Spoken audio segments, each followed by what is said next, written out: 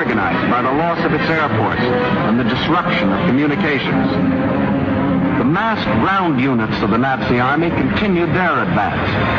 Occasionally, they unveiled a new technique or item of equipment. For example, advance units of the German Fourth Army crossed the Vistula in a new type of storm boat. By September the 5th, the Polish retreat developed alarming tendencies. The powerful German 10th Army, which was to form the southern claw of the great Nazi pincers, was advancing with its 5 armored divisions on either flank. On September 6th, the opposing Poles began splitting into 2 groups, the southern one falling back toward the Vistula. The armored divisions on the German right raced ahead, circling Radom and cutting off this group, which finally surrendered. Meanwhile, further north, the main Polish mass began drifting toward Lodz. The German command, perceiving that this opened the gate toward Warsaw, sent the northern Nazi armored units racing through the gap to the Polish capital. The infantry advanced in forced marches of 35 miles a day, and 2 days later relieved the panzers about Warsaw. The city was now cut off. West of Warsaw, the main Polish armies were encircled. Under terrific pressure on the ground and pounded ceaselessly from the air, they began to disintegrate. They fought on with high personal courage, but without airplanes, without communications, cut off from their general staff, the isolated Polish groups were forced to surrender, one by one. But Warsaw still resisted. The heroic strains of the Polonaise told an incredulous world that the people of Warsaw, led by Mayor Straczynski, had erected a wall of courage around their city, defying Hitler to do his damnedest.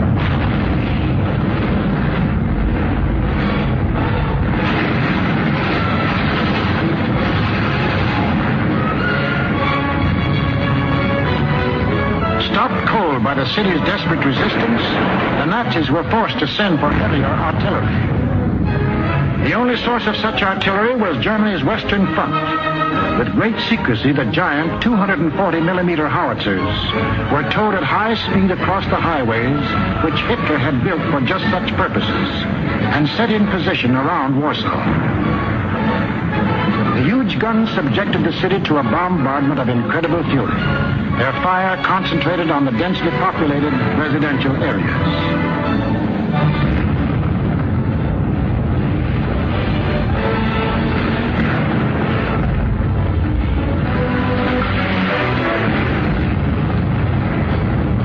For 20 days of death and horror, every man, woman, and child fought to save his city.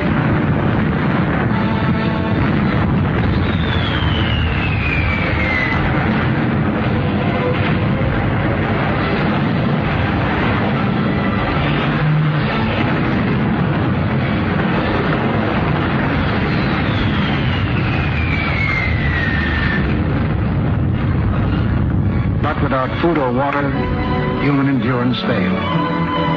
On September the 27th, the strains of the Polonaise died on the Warsaw radio, and the Polish capital was forced to capitulate.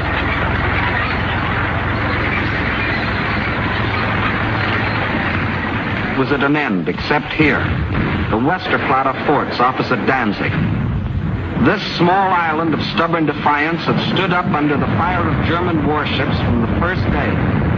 Its guns silenced, its forts shattered, it still refused to surrender, even under point-blank fire at 800 yards range. It was an exhibition of Polish valor that will go down in history, but militarily it could not avail.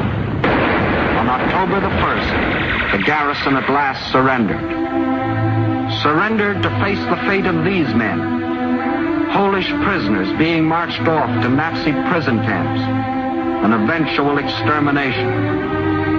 For the Nazi master race theory calls for the complete wiping out of so-called inferior races.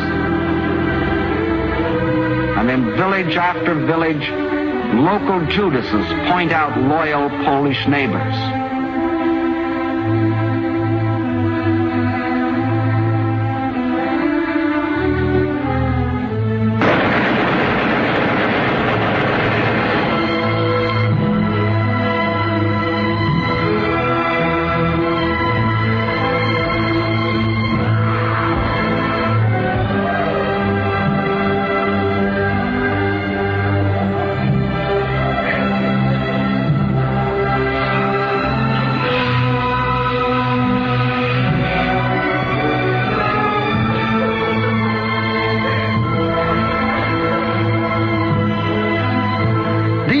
the Poles can never forget.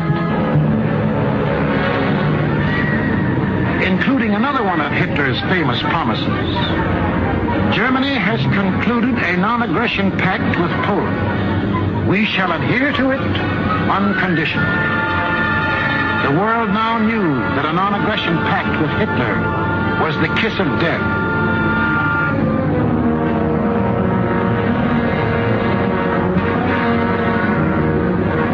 Poland was completely destroyed. Completely? Not quite.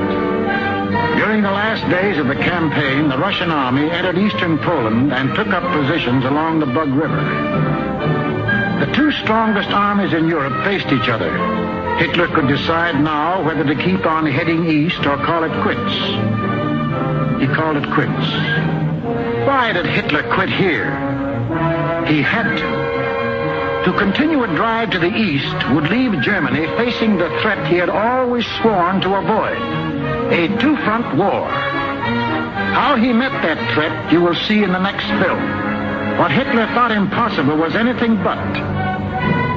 The day after Hitler crossed the Polish border, France called up her reservists. Within 24 hours, British planes had bombed German warships in the Kiel Canal.